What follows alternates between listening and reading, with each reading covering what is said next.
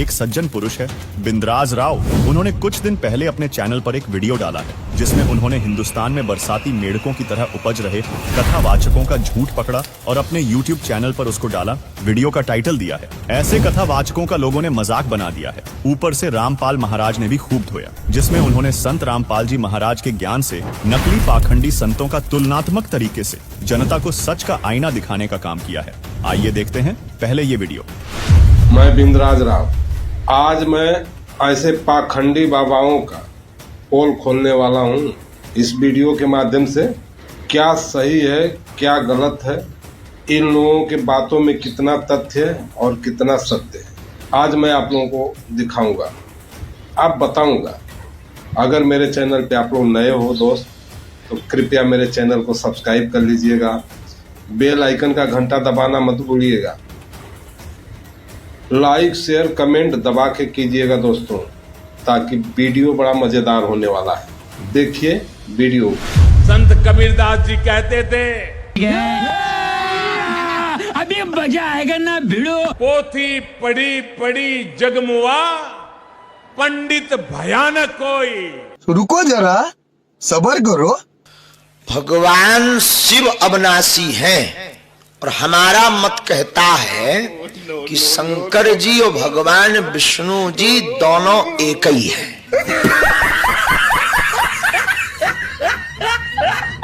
शिव के पिता मंगल हैं। क्या बोला तूने? शिव के पिता मंगल हैं। ऐसे मत बैठो, मेरा दिल बैठा जा रहा है, कुछ तो बोलो। शिव के पिता है ब्रह्मा। अच्छा, हमको सिखा रिया है। ब्रह्मा जी के पिता भगवान विष्णु, भगवान विष्णु के पिता भगवान शंकर। प्रश्न खड़ा हो जाता है कि शंकर जी के पिता, शिव के पिता मंगल हैं। शिव के पिता है ब्रह्मा। लेकिन एक सेकंड, शंकर का पिता कौन है? शंकर अजन्मा। और विष्णु नारायण ये क्या है? ये अजन्मा है। ओ भाई, मारो मुझे, मारो मारो मुझे, मारो मारो। नहीं, ये मजाक हो रहा है। एक सेकंड यार, मजाक हो रहा है। शिव कौन है? जिसे आंखों से देख नहीं सकते, जिसके पास शरीर नहीं है, जो मन और बुद्धि से परे है, इसकी कल्पना भी नहीं की जा सकती, जो पाप पुण्य से परे है, जो जन्म मृत्यु से परे है, जो धर्म से परे है, जिसकी कोई जाति नहीं है, जिसका कोई लिंग नहीं है। यार मेरे को तो ऐसा धक धक हो रहा है। मेरे को भी हो रहा है। अपने सब दर्शकों से माफी चाहता हूँ। आज तक मैंने आपको भ्रमित ही करा है, मिसलीड करा। अरे बड़े खतरनाक लोग हैं। आपने शराब पी है कभी लाइफ में? बहुत बार। ओके कभी माने क्या होता है भाई, मैं 6 साल हॉस्टल में रहा हूँ, ख्याल किया करो। मैं 6 साल हॉस्टल में रह के कोई शराब नहीं पिएगा। देख तो कैसा। हॉस्टल से निकलने के बाद भी कभी अगर ऐसा कोई बहुत खास मौका पड़ी गया, 5-7 लोग बैठे हुए हैं और वहाँ बियर वगैरह खुली हुई है, तो मैंने इनकार नहीं किया। न मैंने कभी शुरू करी, न मैंने कहीं बंद करी। मैंने कभी शुरू करी, न मैंने कहीं बंद करी। अरे क्या करूं मैं इसका? क्या करूं इसका? क्या करूं? मार भी नहीं सकता। शिव को स्वयंभू के रूप में जाना जाता है। स्वयंभू यानी स्वनिर्मित। उन्होंने खुद ही अपना सृजन किया है, कोई पिता नहीं, कोई माता नहीं, एक आत्मनिर्मित प्राणी। इस आयाम को इस तरह इसलिए प्रकट किया जाता है क्योंकि अरे कहना क्या चाहते हो? वो आदि योगी हैं। ये मत समझो शिव कोई व्यक्ति है, ये नहीं समझना है। ये कहीं बैठा रहा, वहाँ 15,000 साल पहले ध्यान में बैठा रहा कोई व्यक्ति, ऐसे बोलने वाले कुछ जानते ही नहीं इसके बारे में, ना शास्त्र जानते ना अनुभव में जानते इस बात को। अच्छा, शिव कोई व्यक्ति है ही नहीं, इसीलिए वो अरूप। शिव का कोई रूप नहीं है। शिव का कोई रूप नहीं है। यही नहीं, अभी और सुनिए। उसमें शिव ने आधा शिव आधा विष्णु के रूप में उन्होंने दर्शन दिया भक्तों को। कितने तेजस्वी लोग हैं हमारे पास, कितने शानदार विचार रखते हैं जी। कोई आपको प्रश्न करे जगत किसने निर्माण किया, तो आप गौरव से कह सकते हैं भगवान शिव ने। ये जीव का पिता कौन है? भगवान शिव है। तू आ गया क्या? हमारा जन्मदाता कौन है? भगवान शिव है। इस बात का कोई विरोध नहीं कर सकते ना। बहुत तेज हो रहा है, बहुत तेज हो रहा है। श्री कृष्ण हमारे पति हैं, बाबा भोलेनाथ और मां पार्वती हमारे माता पिता हैं। ये सीधा सा बात समझ लो। समझ में आ गई बात? नहीं। मैं रामकृष्ण का पुजारी हूँ, मेरी धमनियों में है। अल्लाह माफ करे, बहुत मनुष्य लग रहे हो, मत करो, रहने दो, बहुत बुरे लग रहे हो। रामकृष्ण के पिता का नाम पता चलता है। कल कोई पूछ रहा था यहाँ पर पर्ची भेज के शंकर जी के पिता का नाम क्या है। शंकर जी के पिता का नाम शंकर ही है। महादेव के पिता महादेव ही है और कोई नहीं।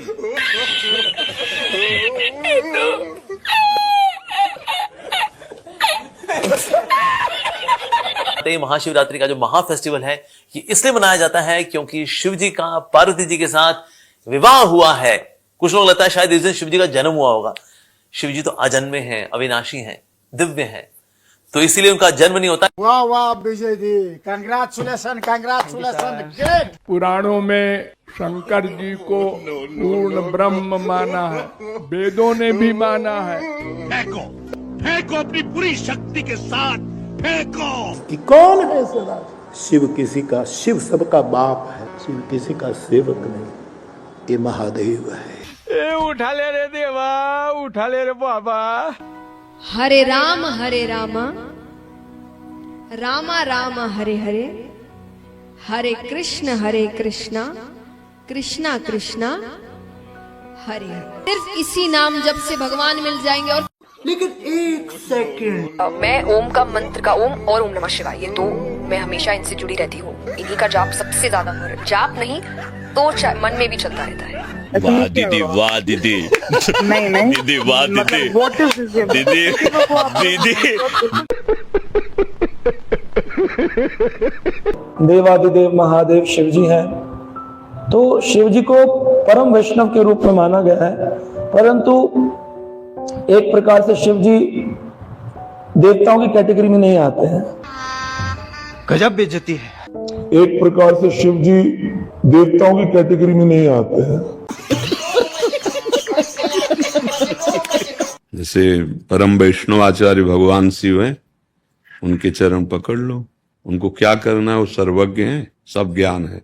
ये फंस गया सीएम। राम बोलो, कृष्ण बोलो, हरि बोलो, शिव बोलो, काली बोलो, काली उनका अवतार, कृष्ण उनका अवतार, राम उनका अवतार, हमें कोई परेशानी नहीं। एक महात्मा कहते थे भाई तीन देवता हैं, ब्रह्मा विष्णु महेश। कोई कही ही दे कि भाई इन तीनों में अधिक महत्व किसका माने, तो कहते हैं एक ही कथा, गंगा अवतरण की कथा से चिंतन कर लो। क्या चिंतन करो?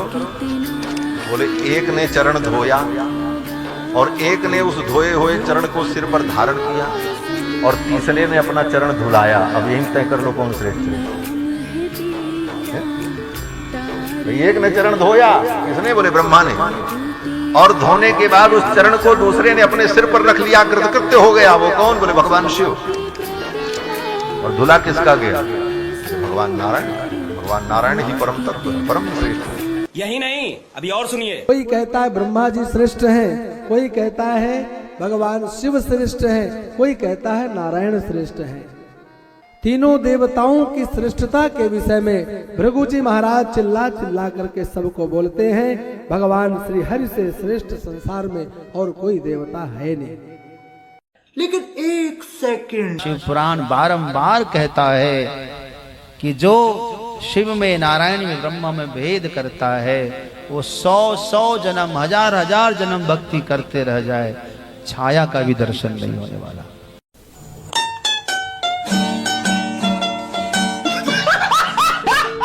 भोले बाबा के पास जाकर के बम बम बम बम बबल के रहोगे तो भोले बाबा को अपने ससुर की याद आएगी। हे प्रभु, हे हरि राम कृष्ण जगन्नाथ प्रेमानंद, ये क्या हुआ? और भोले बाबा प्रसन्न हो जाएंगे। इसीलिए भगवान के जितने भक्त हैं ना, वो शंकर जी के मंदिर में जाकर कैसे करते हैं पंडित जी? हाँ, ये बम बम बम बम जो बोलते हैं ना, बम बम बम बम बम बम बम बम। जैसे सूर्य को जल चढ़ाया जाता है और गायत्री मंत्र अगर पढ़ दिया जाता है तो उससे तो बहुत ही लाभ मिलते हैं, क्योंकि गायत्री मंत्र के एक शब्द पढ़ने से 1.5 लाख तरंगे आपके शरीर से प्रवाहित होती हैं। ये तो लेटेस्ट न्यूज है। यही नहीं, अभी और सुनिए। तुम्हें एक ऐसा मंत्र बता रहा हूं जिसके करने से तुम्हारे जीवन में जितनी भी समस्याएं हैं सब चली जाएंगी, सफलता तुम्हारे चरणों को छुएगी।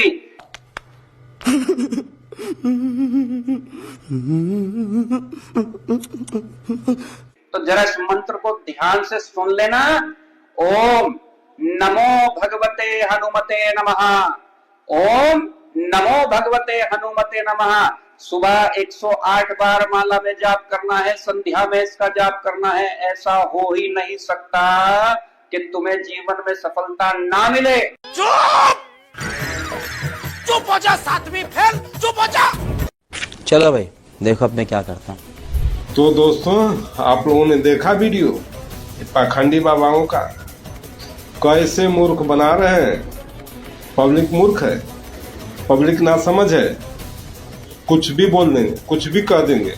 पब्लिक तार्किक है महाराज जी। आइए अब संत रामपाल जी महाराज की एक वीडियो देखते हैं जिसमें इससे भी बड़ा खुलासा किया है। भाई मोती मुक्ता दर्शत नाही, ये जग है सब अंदरे, दिखत के तो नैन चसम इनका फेरा मोतिया बंदरे, दिखत के तो नैन चसम इनका फेरा मोतिया बंदरे। के दिखे थे विद्वान, संस्कृत भाषा खूब बोलते थे, चारों वेदों को चतुर्वेदी कहलाते थे, घोट लेते थे और कहते ये दिखत के तो नैन चश्मे इनका फेरा मोतिया बंदरे। ये दिखे विद्वान महर्षि मंडलेश्वर सारे वेदों को कंठस्थ कर रखा, ये तो ऐसे हैं जैसे किसी का मोतिया बिंद हो जाता है तो उसकी आंखें स्वच्छ दिखाई देती हैं और उसने दिखता कती नहीं। तो ये निपट अंधे थे, इनको ज्ञान नहीं था, भक्ति अज्ञान रूपी मोतिया बंधन के हुआ था। दास कोई भिखारी नहीं था, परमात्मा का दिया हुआ 2 रोटी भी थी। जूनियर इंजीनियर की नौकरी करता था, सेठ नहीं था तो भूखा भी नहीं रहता था। लेकिन मालिक का आदेश हुआ और परमात्मा का आदेश सिरोधार्य हुआ, जिसके बाद इस कार्य का प्रारंभ मालिक ने करवाया, दास कर रहा है। तो यहाँ ऐसा कुछ नहीं है, यदि यहाँ आओगे सारी बुराई छोड़नी पड़ेगी, नहीं तो यहाँ आने की कोई आवश्यकता नहीं। पुणात्मा जीव से नहीं छूटेगी बुराई, परमात्मा आपका साथ देगा, अवश्य देगा। आप देखना, आपको बीड़ी से तंबाकू से दूसरा पीवेगा तो भी नफरत हो जाएगी, आपको इतनी कृपा हो जाएगी परमात्मा के ऊपर। आपको नुकसान करने लग जाएगा फिर वो तंबाकू, आप छुओ भी नहीं। अब प्रसंग चल रहा है कि प्रेम की पवन करे चित मंदन धल के तेज नयारे। अब प्रेम की पवन जब परमात्मा के सही आपके ऊपर रगड़े लगेंगे ज्ञान के, अब प्रेम की पवन मरण के फिर दान करोगे, फिर अंतःकरण साफ हो जाएगा, आप में प्यार जागृत होगा। जो साधना आप अन्य कर रहे थे उनसे प्यार जागृत नहीं होता, बल्कि द्वेष हो रहा है। जितने भी संत हैं आपस में यूं आप किसी तो कर ले, कितने मंडलेश्वर कदे आपने इकट्ठे बैठे देखे होते ये जिनके चैनल चले हैं, चैनल टीवी चैनलों पर ये रोज दुनिया में प्रचार करते हैं, ये इकट्ठे होंगे लड़े। संत रामपाल जी महाराज का ये वचन 100% सत्य है, आप स्वयं देखिए। भागवत जी के 8वें स्कंद के 10वें अध्याय में लोग कहते हैं भागवत जी में राधा का नाम नहीं है, राधा का नाम नहीं है। ये लोग गलत कहते हैं, जो भी कहता है गलत कहते हैं। लिखा हुआ है, मैं आपको श्लोक दिखा रहा हूं। भागवत जी के 8वें स्कंद के 10वें अध्याय में श्लोक नंबर 40 लिखा है, उद्यतायुध दौरदंडई राधावंतो भटान मृधे। राधावंतो लिखा, स्पष्ट लिखा गुरुजी। ऐसा है, नाश मत करिए। आधावंत है, आधावंत में दौड़ते हुए या संधि हो गई है गुरुजी। नहीं नहीं, ये गलत बात है। आप जो है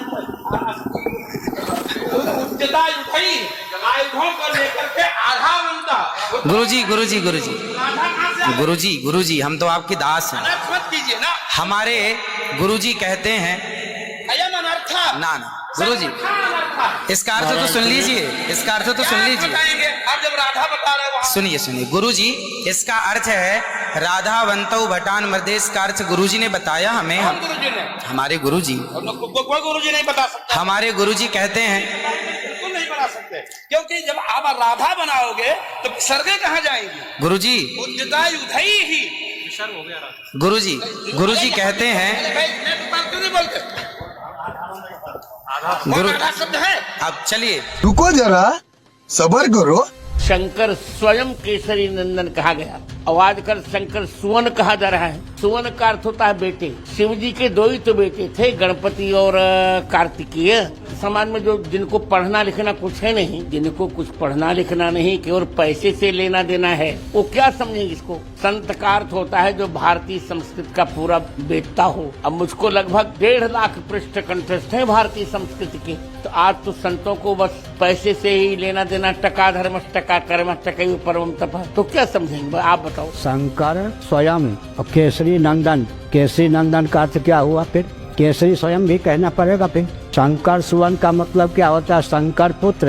अरे विवाद क्यों चल रहा है? जो मूल पाठ है परंपरा से प्राप्त उसको मानिए। अब विद्या का कोई दुरुपयोग करे तो उसको मत मानिए, कोई भी क्यों ना हो। यही नहीं, अभी और सुनिए। भगवान कृष्ण की 16,108 रानियों में कहीं राधा जी का नाम है क्या? अरे बोलो जम के, नहीं है। भगवान कृष्ण की 16,108 रानी में राधा का नाम नहीं है, और राधा के पति में कृष्ण का नाम नहीं है। राधा जी के पति का नाम क्या है? अरे बोलो जम के, अभी तो बोले थे हमारे श्रेणी जी और सब लोग बोलते थे कि हमारे यहाँ भागवत हुई, तो बताओ राधा जी के पति का नाम क्या है? क्या नाम है राधा जी के पति का? अनय घोष। क्या नाम है राधा के पति का? अनय घोष। राधा जी की सास का नाम था जटिला, ननन का नाम था कुटिला। राधा जी का विवाह हुआ था ग्राम छाता। कहां की रहने वाली थी राधा? जम के बोलो। है बरसाना। पक्के में बरसाने की राधा नहीं थी, राधा जी थी रावल गांव की। बरसाने में तो राधा जी के पिताजी की कचेरी थी, जिसमें राधा वर्ष में एक बार कचेरी पर जाती थी, इसलिए उसका नाम है बरसाना। वर्ष में एक बार आना, उसको कहते बरसाना, जहां राधा जी के पिता की कचेरी थी। कल हमको एक क्लिप दिखाई गई किसी भागवत प्रवक्ता की, वो लाडली जी के विषय में बोल रहा है कि राधा ऐसा राधा ऐसा। 4 श्लोक पढ़ लिए, भागवत प्रवक्ता बन गए। कभी बैठे हो संतों के चरणों में? कभी किसी महापुरुष की चरण रज का सेवन करके बात करते तो तुम्हारी असभ्य वार्ता ऐसी वाणी से नहीं निकलती। चर्चा की जाती है प्रभु की, प्रभु में अनुराग प्रकट करने के लिए, स्वयं में, और जो सुने उसको भगवान में श्रद्धा हो जाए, प्रियाजू में श्रद्धा हो जाए। जो हमारी लाडली जी के विषय में एक भी बात नहीं जानता, वो लाडली जी के विषय में बोलने का अधिकार क्या जानता है लाडली जी के विषय? पब्लिक तार्किक है महाराज जी। मैं ये कहना चाहती हूँ कि जब आप लोग ही भ्रमित हैं तो आप लोग हमें कैसे रास्ता दिखा सकते हैं? कोई कह रहा है, एक सेकंड, कोई कह रहा है राधा जी की शादी हुई है, और कोई कह रहा है राधा जी की शादी नहीं हुई है।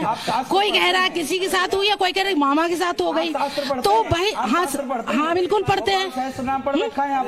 तो एक नहीं, मुझे एक बात बताइए, आप लोगों के सबके शास्त्र अलग अलग हैं क्या? क्या चीज?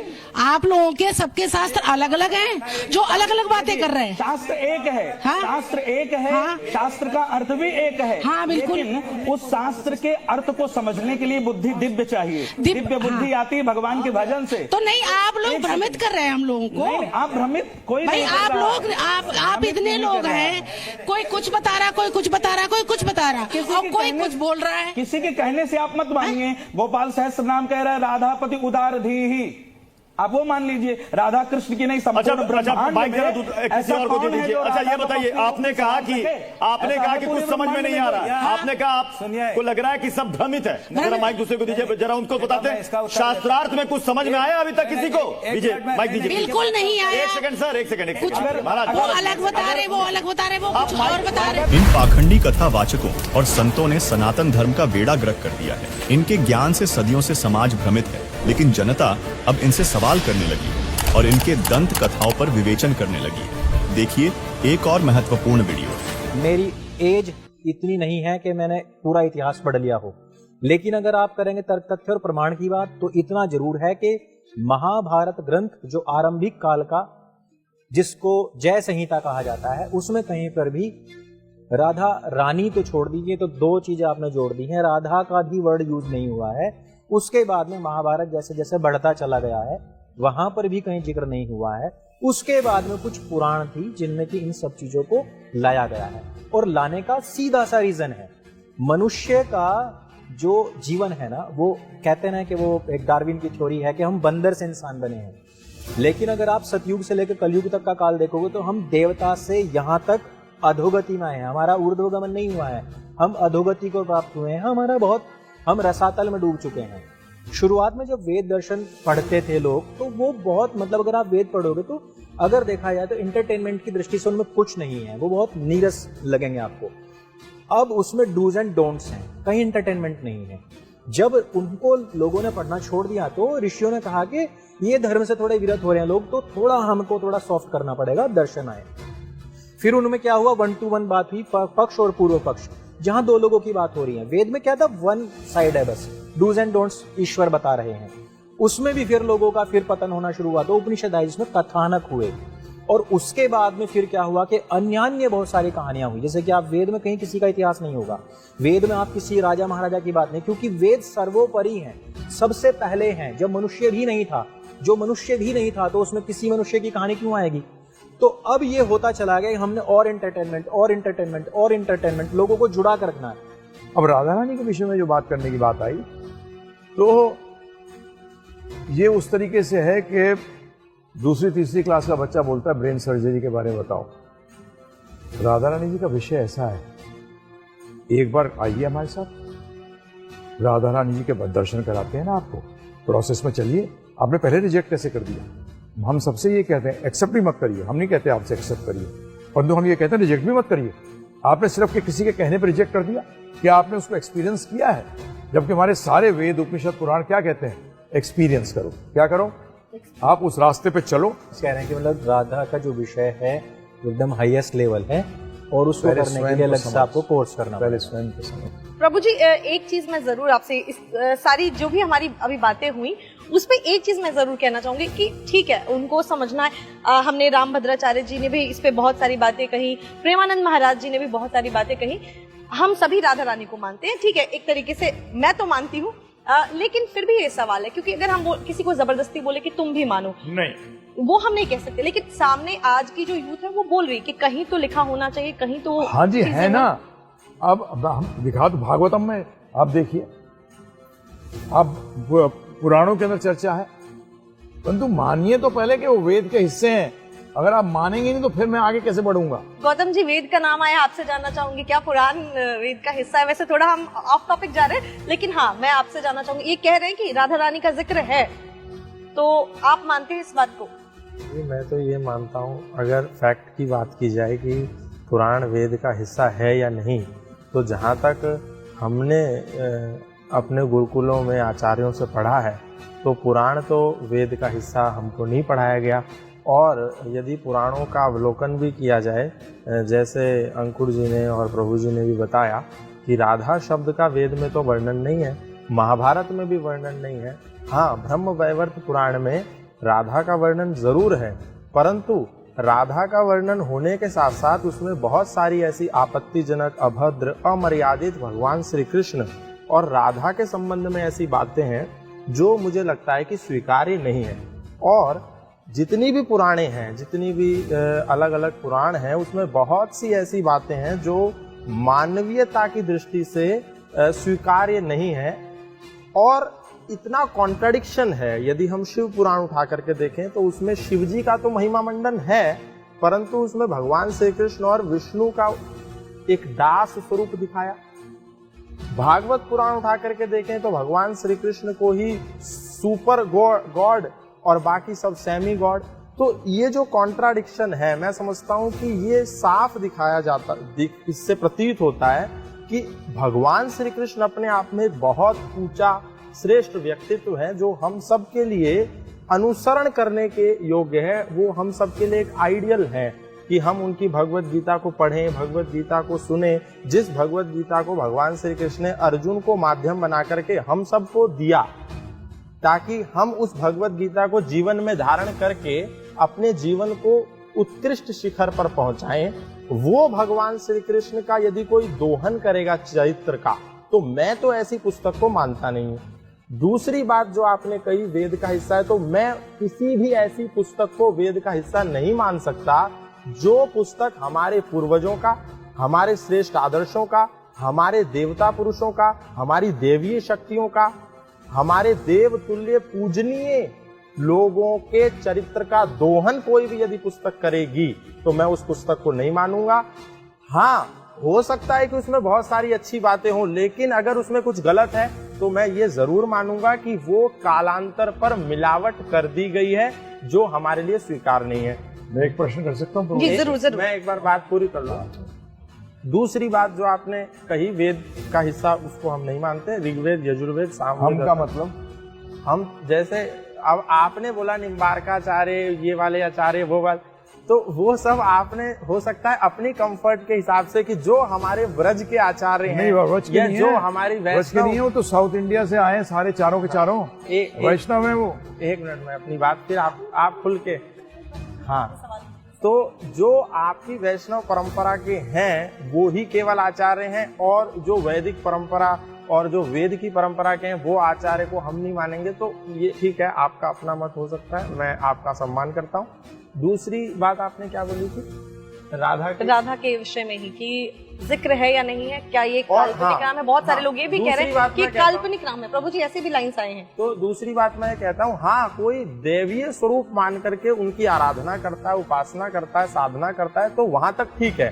परंतु यदि कोई संत, एक ऐसे संत जिनको आज पूरा देश आदर्श मानता है, जिनके पास बड़े बड़े अधिकारी, बड़े बड़े राजनेता, बड़े बड़े फिल्म एक्टर्स, बड़े बड़े क्रिकेटर्स, बड़े बड़े वकील जाकर के नतमस्तक होते हैं, उनकी शालीनता को देख करके, उनके प्रेम को देख करके, उनके व्यक्तित्व और उनकी करुणा को देख करके, वो यदि किसी एक XYZ कथावाचक के किसी टिप्पणी से इतना आक्रोशित हो जाए कि भस्म हो जाएगा, ये हो जाएगा, वो हो जाएगा, तो मैं समझता हूँ ये उनको शोभा नहीं देता। उनने अगर कह भी दिया सो कह दिया, लेकिन वो ये बोले, इस बात के बाद प्रतिक्रिया उन्होंने दी कि हमारी राधा रानी के बगल में कृष्ण पीकदानी लेकर के खड़े रहते हैं। तो ये तो मतलब आपने राधा जी को, ठीक है, मैं राधा जी का सम्मान करता हूँ, मैं भी उनको नतमस्तक होता हूँ, परंतु उनको अपग्रेड करने के लिए आपने कृष्ण को क्या दिखाया कि वो तो पीकदानी, मतलब कृष्ण एक कटोरा लेकर के खड़े हैं और उसमें राधा रानी फूक रही हैं। ये आपने डिग्रेड कर दिया भगवान श्री कृष्ण को। इससे मैं सहमत नहीं। दूसरा, बहुत सारे हमारे कथावाचक ऐसे हैं जो कि राधा रानी के पीछे लट्टू रहते हैं, भगवान श्री कृष्ण उनको एक झलक पाने के लिए उनके पीछे कायल रहते हैं। तो ये वाला वर्जन जो है ये ठीक नहीं है। हाँ, आप देवता स्वरूप मानिए तो ठीक है, लेकिन आप उनके कैरेक्टर को यदि खराब करके प्रदर्शित करेंगे, उसको गलत तरीके से प्रस्तुत करेंगे, तो फिर ये जो है स्वीकार्य नहीं होगा। तीसरी बात मैं इसमें एक ऐड करना चाहता हूं कि ये इस तरीके से चलिए ठीक है, कोई फैक्ट नहीं है अगर पुस्तकों में, तो भी हम देवता की दृष्टि से उनको मान सकते हैं। दर्शकों, जनता तो जागरूक होने लगी है, इन पाखंडी गुरुओं से सवाल करने लगी है, लेकिन एक सवाल और है कि इन धर्म गुरुओं का आपस में इतना विरोधाभास क्यों? क्योंकि सारे के मार्ग न्यारे न्यारे, कोई कुछ कह रहा है, कोई कुछ बता रहा है, कोई कुछ कह रहा है, वो उसकी निंदा कर रहा है, उसकी वो सचमुच निंदा कर रहे हैं और दास केवल यथार्थ बता रहा है। तो साधु संतता इकट्ठे होने चाहिए। अगर वो संत है, एक दूसरे से विरोध नहीं होना चाहिए उनको, और सब ने मिलकर, मान लीजिए दास जो ज्ञान बता रहा है और किसी को इस पर आपत्ति है, वैसे तो आपत्ति दास छोड़ता है को नहीं, क्योंकि साथ लालटेन दिखा देता है ये टॉर्च कि आप ये बोल रहे हो श्रीमान जी, आपकी ये पुस्तक है, आपने लिखा है और हमारे वेद ये बता रहे, तो उसकी जुबान पर टेप लग जाती है, वो बोल सकता नहीं, हिल सकता नहीं। फिर वो बकवाद करता है, वो तो गुड्डा है, झूठा है, उसकी बातें मत सुनना है, वो तो निंदा करता है। और क्या बोलेगा? फिर यही बोलेगा, अरे एक बात तो बता दो, तेरी निंदा करी हो, तुझे गुंडा कहा हो, तू चोर कहा हो या ठग कहा हो, तेरे ज्ञान मत रोटी ढूंढी है, वो वेदों से कंपेयर की है, सदग्रंथों से कंपेयर, इतना किया दास ने। दर्शकों, संत रामपाल जी महाराज ने भारत के शीर्ष धर्मगुरुओं को इनके आपस में इस तरह के झगड़े को खत्म करने के लिए तथा आम जन मानस भक्ति और भगवान के नाम पर संशय मुक्त होकर भक्ति की सत्य राह पर चलकर मोक्ष प्राप्त कर सके, इस उद्देश्य से वर्षों से इन धर्मगुरुओं को ज्ञान चर्चा के लिए आमंत्रित करते हुए आए हैं, लेकिन आज तक कोई भी संत रामपाल जी महाराज का सामना नहीं कर सका है। देखिए ये वीडियो। अब देखिएगा, हमने 11 अक्टूबर सन 2009 को इन सभी आदरणीय शंकराचार्यों से प्रार्थना की थी कि आप जी आध्यात्मिक ज्ञान चर्चा के लिए पधारें, लेकिन ये अपने आप को शायद महान समझते हैं और अपनी बेइज्जती समझी होगी रामपाल से गोष्ठीकरण में, लेकिन उस तरह नहीं तो इस तरह कर दिया हमने तो इनकी हिंदी।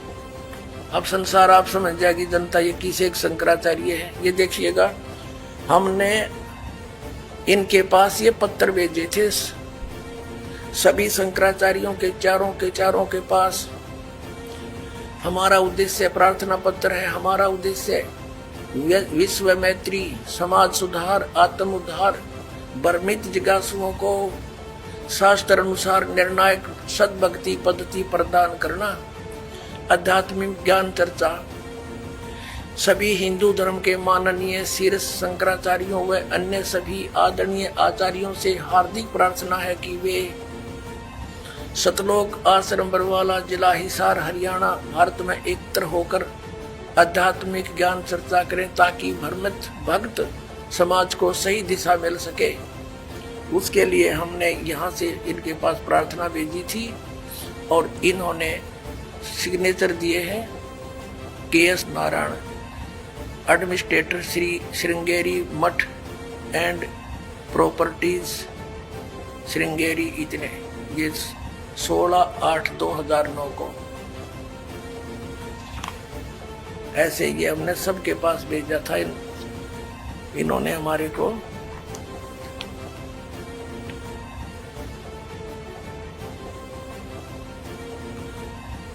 ये पत्र प्राप्त किया। प्रेमचंद्र उपाध्याय, प्रबंधक ज्योतिष मठ, ज्योतिष आचार्य ज्योतिष मठ उसको। तो इस तरह हमने बाई हैंड ले जाके, बाई रजिस्ट्री करवा के, और वो दिन रखा था और 2 चैनलों के माध्यम से करना था। देखिएगा, इन्हीं पत्रों में है ये, इन्हीं पत्रों में ये है, यहाँ पर लिखा है।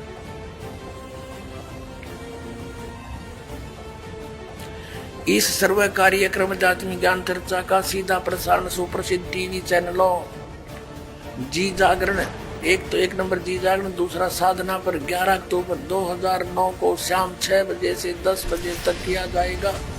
लेकिन ये नहीं आए, यहाँ पूरा प्रोग्राम इसी आश्रम में हुआ था। दर्शकों, अब आपको 11 अक्टूबर 2009 का वो लाइव वीडियो भी दिखाते हैं जिसमें संत रामपाल जी महाराज ज्ञान चर्चा करने के लिए इन शंकराचार्यों का इंतजार करते रहे। हमने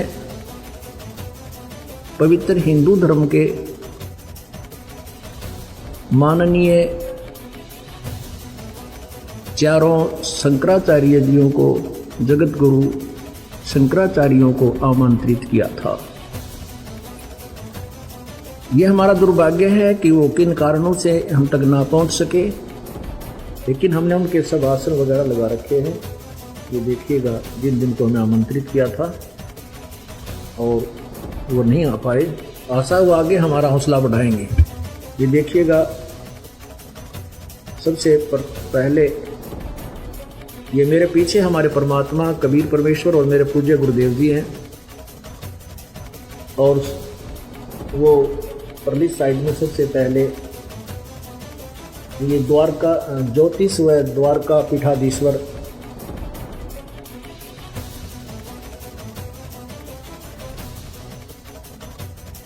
ये है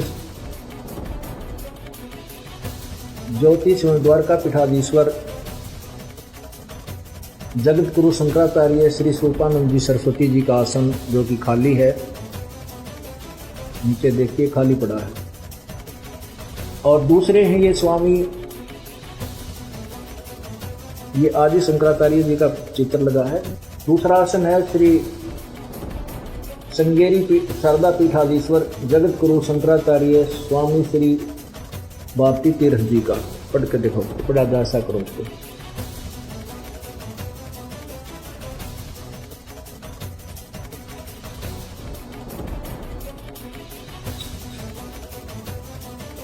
ये पढ़ा जा रहा है, नीचे को देखो, नीचे वाला नीचे आसन जो इनका लगा है। हमने इन सभी का पहले से तैयारी कर रखी थी, हमारा दुर्भाग्य कि महापुरुष नहीं आ पाए।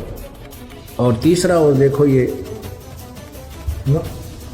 और तीसरा है ये श्री शंकराचार्य जी निचलानंद सरस्वती जी।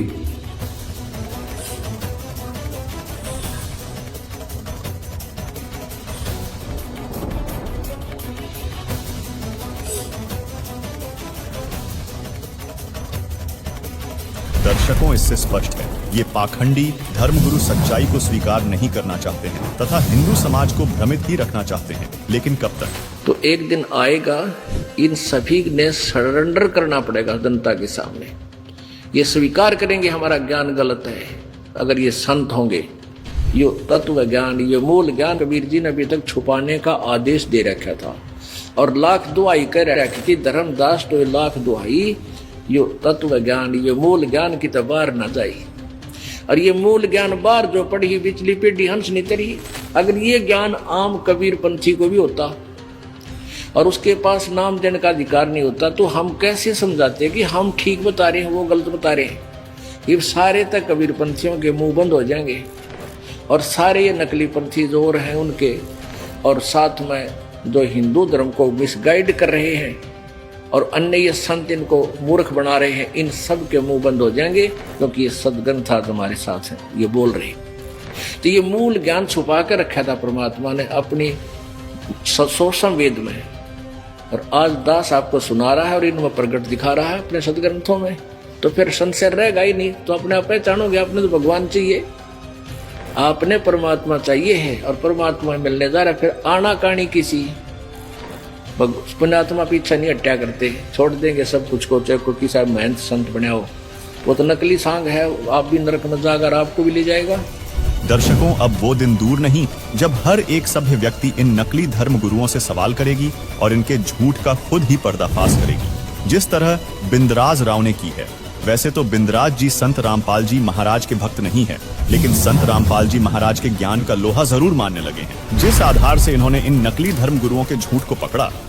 हमको तो लगता है आप लोग अपनी अपनी दुकान चमका रहे हैं। एक बाबा नहीं, दर्जनों बाबाओं की बात करता हूँ, दर्जनों बाबाओं को देख रहा हूँ मैं। कोई एक बात नहीं बोलता। कोई बोलता राम के 5 बाप हैं, कोई बोलता शिव विष्णु के बाप है, तो कोई बोलता विष्णु शिव के बाप है, कोई बोलता शिव का कोई बाप नहीं है, कोई बोलते हनुमान जी दलित है, कोई बोलते हनुमान जी बंदर हैं, कोई क्या। अरे कुछ तो सही बोलिए आप लोग, कहाँ से एविडेंस लाते हैं? कौन सा शास्त्र पढ़ते हैं आप लोग? बताओ दोस्तों, आप लोग इन लोगों के बातों से कितने सहमत हैं? इन लोगों के कथाओं से कितने सहमत हैं? आप लोग कमेंट करके बताइए। क्या ये लोग धर्म का प्रचार कर रहे हैं या अपना धंधा चला रहे हैं? धर्म के आड़ में लोगों को मूर्ख बनाना छोड़ दीजिए महाराज जी।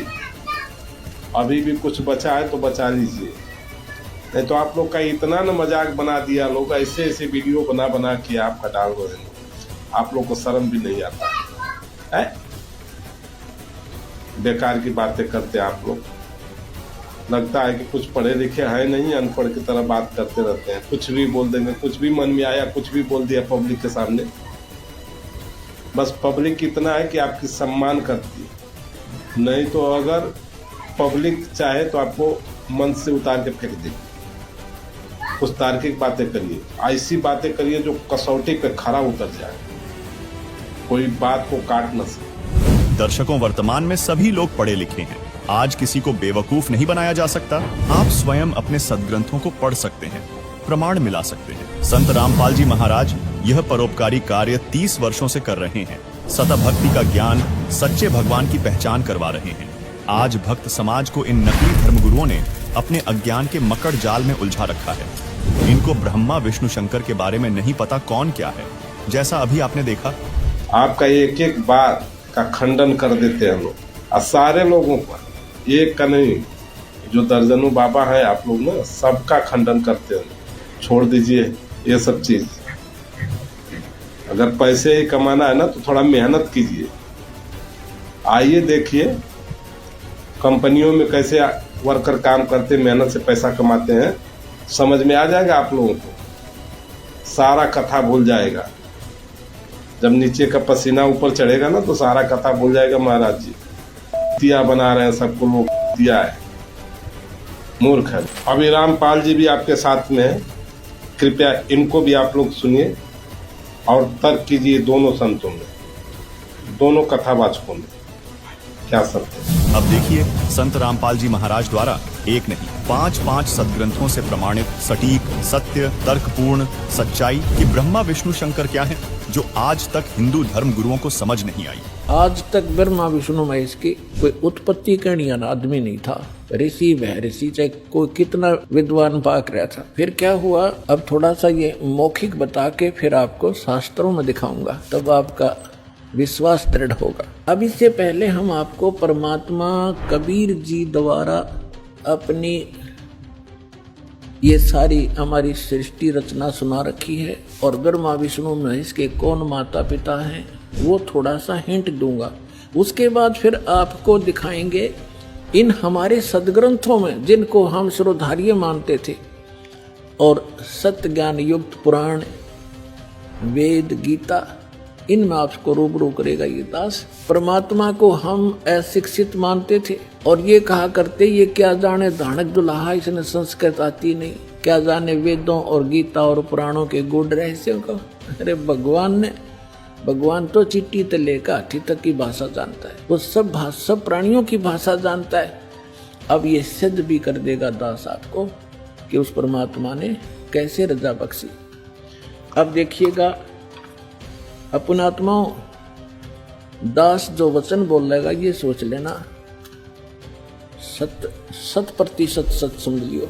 अब ये जो इंस्ट्रूमेंट प्रोजेक्टर बनवाए हैं परमात्मा की देन है आप पुण्यात्माओं के लिए।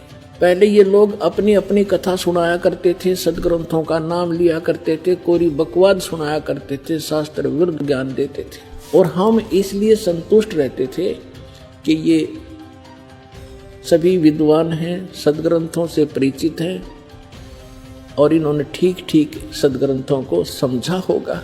आज पता चलेगा ये किसे विद्वान थे, ये खाकी कक भी पता नहीं था इनको। और उस परम पिता को, जिसको धानक दुल्हा एक मजदूर और शूद्र कह के रिजेक्ट कर रखा था लाल को, उन्होंने 600 वर्ष पहले वो ज्ञान सुना रखा है जो वेदों और गीता पुराणों के विद्वान। तो इससे पहले परमात्मा ने जो 600 वर्ष पहले ज्ञान धर्मदास जी को दिया था वो रूबरू करता हूँ। ये देखिएगा कबीर सागर, ये वो सूक्ष्म वेद है। देखिए 600 वर्ष पूर्व कबीर परमेश्वर द्वारा बताई गई सृष्टि रचना, जिसका प्रमाण आज भी पवित्र कबीर सागर के बोध सागर खंड अध्याय ज्ञान बोध के पृष्ठ 21-22 पर अंकित है। धर्मदास ये जग बोराना, कोई न जाने पद निर्वाणा। परमात्मा धर्मदास जी से कह रहे थे कि धर्मदास, इस मोक्ष मार्ग को से कोई परिचित नहीं है, और ना ब्रह्मा विष्णु महेश की सतिथि से परिचित है। ये सारा विश्व भ्रमित है, ये सब यथार्थ ज्ञान से परिचित नहीं है, इसलिए मैं तुझे तेरे को ये कथा सुनाई है। देखिएगा, धर्मदास ये जग बोराना, कोई न जाने पद निर्वाण। निर्वाण माने मोक्ष मार्ग, पद माने मार्ग। यही कारण मैं कथा पसारा, जग से कहिए वो राम नियारा। ये गलती से मिसप्रिंट है। यही ज्ञान जग जीव सुनावो, सब जीवों का भरम नसावो। अब मैं तुमसे कहूँ चताई ही, देवन की उत्पत्ति बाई। होय होय, इन तीनों देवताओं का उत्पत्ति बताता हूँ तेरे को, जिनको तुम अजर अमर माना करते थे। इनके कोई माता पिता नहीं, ये सर्वेश्वर हैं, ये अजर अमर हैं। अब तुम्हें सुनाता हूँ इन तीनों देवताओं की उत्पत्ति। अब मैं तुमसे कहूँ चिताई, त्रिदेवन की उत्पत्ति भाई। कुछ संक्षेप कहूँ गहुराई, सब संशय तुमरे मिट जाई। भरम गए जग वेद पुराना, आदि राम का वेद न जाना। राम राम सब जगत बखाने, आदि राम कोई बिरला जाने। आदि राम माने सनातन परमात्मा, यह इन्होंने नाम लिखा है, ये मिसप्रिंट है। तो राम राम सभी कहते हैं, लेकिन उस आदि राम को, उस सनातन परमात्मा को कोई नहीं जानता।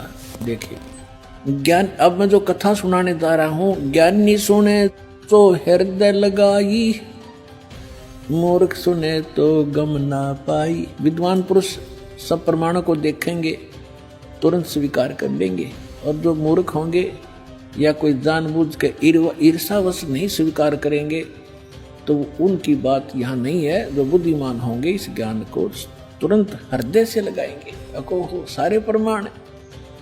और परमात्मा कहते हैं जानबूझ साची तजय, और करे झूठ तैने, और ताकि संगत है प्रभु सपने में भी ना दे। ऐसा दुष्ट सामने प्रमाण देख के और फिर नखरे करता है, तो जानबूझ साची तजय और करे झूठ तैने, तो ताकि संगत है प्रभु कहते सपने भी में ना दे। ऐसा दुष्ट कभी कहते कभी ना मिलाइयो इसे व्यक्ति ने। सामने प्रमाण है और फिर नहीं मान रहा है। तो यहाँ परमात्मा कहते हैं ज्ञानी सुने सो हृदय लगाई, मूर्ख सुने तो गम ना पाई। अब क्या बताने जा रहे हैं? माँ अष्टंगी पिता निरंजन, माँ अष्टंगी पिता निरंजन, ये जम दारुण वंशन अंजन। पहले कीन निरंजन राई, पीछे से माया उपजाई। कहते हैं पहले उस ज्योत निरंजन की उत्पत्ति की थी अंडे से, और पीछे से दुर्गा बनाई थी, उत्पत्ति की थी। पहले कीन निरंजन राई, पीछे से माया उपजाई। माया रूप देख अति शोभा, देव निरंजन तन मन लोभा। दुर्गा के उस स्वरूप के ऊपर आसक्त होकर इस काल ने यह गलती की। काम देव धर्मराय सताए, देवी को तुरंत धर खाए। इसके अंदर विषय वासना प्रबल हुई। धर्मराय इस काल को भी कहते हैं। इसने कहा था मैं सत्य का राज करूंगा, मैं धर्म का राज करूंगा, तो तब इसको धर्मराय कहा करते थे। और जब इसने लड़की के साथ जुल्म किया, इसको काल कहा गया। अब क्या कह रहे हैं? माया रूप देख अति शोभा, देव निरंजन तन मन लोभा। काम देव धर्मराय सताए, हे देवी को तुरंत दर खाए। पेट से देवी करी पुकारी, हे साहेब मेरा मोहे करो उबारी। टेर सुनी सतगुरता आए, अष्टंगी के बंद छड़वाए। अब यहाँ पर इन कबीर पंथियों ने थोड़ा बहुत अपने हिसाब से 19-21 कर दिया। इसमें लिखा है परमात्मा ने कहा था टेर सुनी तहाँ हम आए, और परमात्मा ने इस मूल ज्ञान को थोड़ा छुपाना था, इसलिए इन्होंने कबीर पंथियों के संबंध में नहीं आई। ये कबीर जी को तो सतगुरु मानते हैं और सतपुरुष को निराकार बताते हैं। इन दोनों को अलग अलग मानते हैं, तो इनको ज्ञान नहीं था। अब क्या कहते हैं? धर्मराय को हिकमत की ना, इस काल ने नखरेखा से भग कर लीना। दुर्गा को नाखनों की से द्वारा स्त्री इंद्री लगाई। धर्मराय करे भोग विलासा, माया को रही तब आशा। यानी अष्टंगी प्रेग्नेंट हुई। 3 पुत्र अष्टंगी जाए, जाए माने उत्पन्न किए, और ब्रह्मा विष्णु शिव नाम धराए। 3 पुत्र अष्टंगी जाए, ब्रह्मा विष्णु शिव नाम धराए। 3 देव विस्तार चलावे, इनमें ये जग धोखा खावे। पुरुष गम कैसे कोई पावे, काल निरंजन जग भरमावे। पुरुष माने परमात्मा, सतपुरुष की गम माने उसकी जानकारी कैसे कोई पावे। ये काल सबको भ्रमित रखता है अज्ञान के द्वारा। पुरुष गम कैसे कोई पावे, काल निरंजन जग भरमावे। तीन लोक अपने सुत दीना, सुन निरंजन वासा लीना। तीन लोक अपने पुत्रों को देके सुन में ये स्वयं वास करता है। अलख निरंजन सुन ठिकाना, ब्रह्मा विष्णु शिव वेद न जाना। तीन देव सो उसको धावे, निरंजन का वे पार न पावे। अलख निरंजन बड़ा बटपारा, तीन लोक जीव करे आहारा। ब्रह्मा विष्णु शिव नहीं बचाए, सकल खाए पुन दूर उड़ाए। तीन के सुत हैं तीनों देवा, अंदर जीव करत हैं सेवा। ओए होए अपनात्माओं, परमात्मा कहते हैं ये तत्व ज्ञानहीन अंधे प्राणी इस काल के पुत्रों ब्रह्मा विष्णु में इसकी पूजा करते हैं। तिनके सुत हैं ये तीनों देवा, ये अंदर जीव करते हैं सेवा। इस काल के पुत्रों को अजरो अमर जान के इन्हीं पर आश्रित रहे। और परमात्मा कहा करते, तीन देव की जो करते भक्ति, उनकी कदे ना होए मुक्ति। तो उस समय इतना विरोध हुआ था भगवान का, परमात्मा के साथ जो सितम ढाए थे इन दुष्टों ने। आज कलेजा मुंह को आजाद वो कथा कभी कभी सुनाएंगे आपको रह कर। पहले दास चाहता है कि आपको ज्ञान से परिपूर्ण करें, फिर उसके बाद आप सारी बातों को जो भी दास मुख से बोलेगा सारी सच्ची मानोगे और वो सत्य ही होंगी। तिनके सुत हैं तीनों देवा, ये अंदर जीव करते हैं सेवा। सेवा माने पूजा। इनके तीन यानी उन दोनों के, काल और दुर्गा के पुत्र हैं ये तीनों देव, और ये तत्व ज्ञानहीन प्राणी इनकी पूजा करते हैं। अकाल पुरुष का हो नहीं चीन्या, काल पाए सभी गए लीन्या। तीन देव और असुर अवतारा, ताको भजे सकल संसारा। ब्रह्मा विष्णु महेश और इन्हीं के अवतार राम और कृष्ण को ये सारा संसार उन्हीं को भजता है, उन्हीं की पूजा करता है। तीन गुणों का यह विस्तारा, धर्मदास में कहूँ पुकारा। गुण तीनों की भक्ति में ये भूल पड़ो संसार, कहे कबीर निज नाम बिन कैसे उतर पारे। अपने आत्माओं, परमात्मा ने एक वचन इसमें बोला है, गुण तीनों की भक्ति में ये भूल पड़ो संसारी, कहे कबीर निज नाम बिन कैसे उतरो पार। दर्शकों, अभी आपने कबीर परमेश्वर द्वारा बताई गई सृष्टि रचना के विषय में कबीर सागर में देखा व सुना कि ज्योति निरंजन, काल और दुर्गा के संयोग से ब्रह्मा विष्णु शिव की उत्पत्ति हुई, यानी ब्रह्मा विष्णु शिव के माता पिता दुर्गा और काल हैं। दर्शकों, इसमें कबीर जी ने कहा है कि गुण तीनों की भक्ति में भूल पड़ो संसार, कहें कबीर निज नाम बिन कैसे उतरो पार।